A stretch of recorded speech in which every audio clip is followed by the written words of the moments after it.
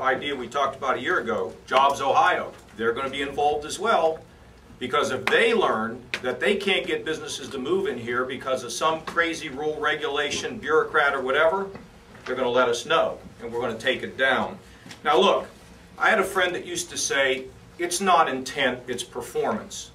Now I'm sure the administration is going to come out and say, we try to do all this, okay? Well, if we've done all this, status quo must be okay, huh? The status quo is unacceptable in this state. You go out, do your own independent research, go out and talk to business people and ask them about the Tower of Babel. Ask them about whether we need a common sense initiative in Ohio, a CSI in Ohio, so we can go and examine the evidence and look at the dead bodies that come about as a result of the fact that we are not doing the kind of logical things and common sense things we need to do. I like what I heard here about Ottawa.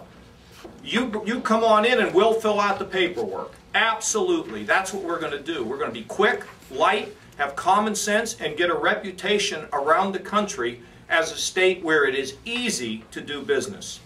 You take this program, this common sense initiative, and you combine it with Jobs Ohio, and you start to change the attitude that if I've got a new and exciting thing, the last place I'm going to go to locate a business is in the state of Ohio.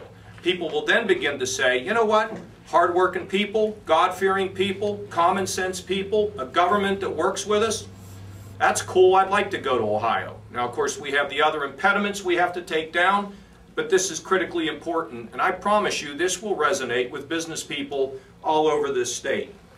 You know what?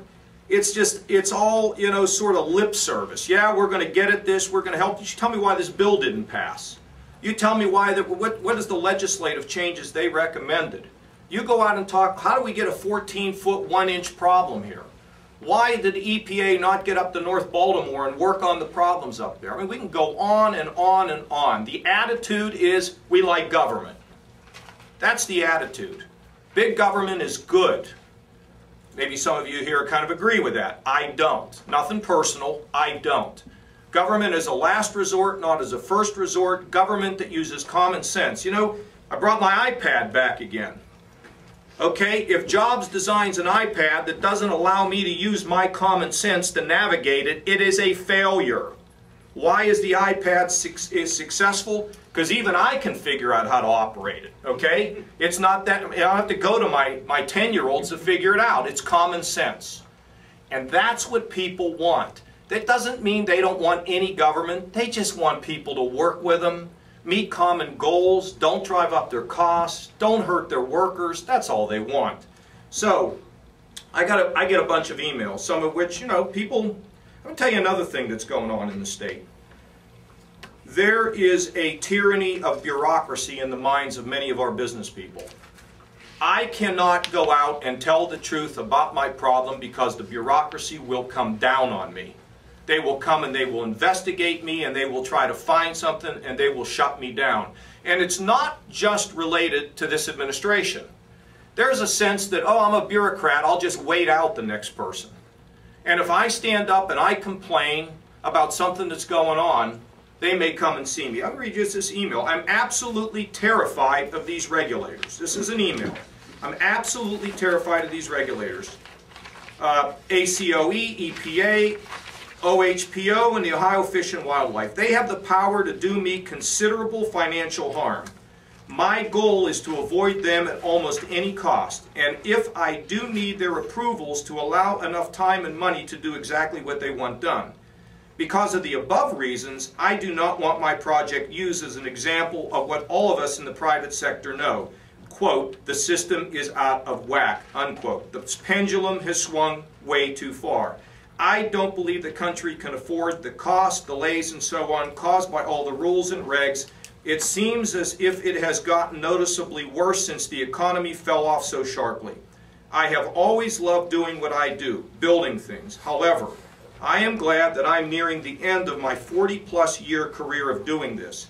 I used to feel that the regulations actually benefited me as we do this full-time professionally and much of my competition is not up to complying. However, it is really becoming a burden from us. It is an email from a 40-year construction professional, identity withheld for fear of retaliation.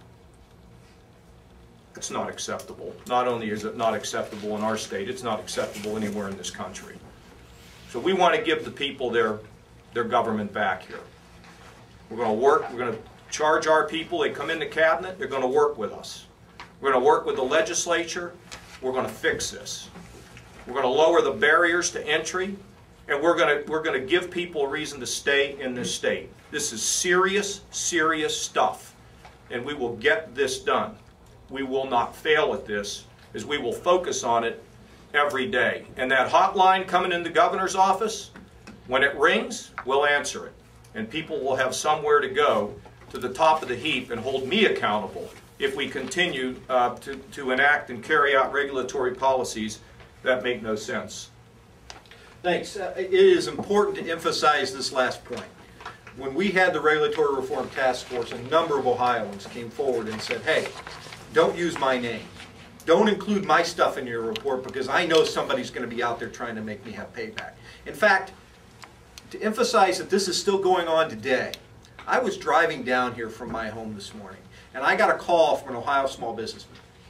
And his call was to tell me about a new regulation that starts to take effect in January with people being fined for having a small business person that's driving a commercial vehicle in excess of 10,000 pounds loaded or with an aggregate weight.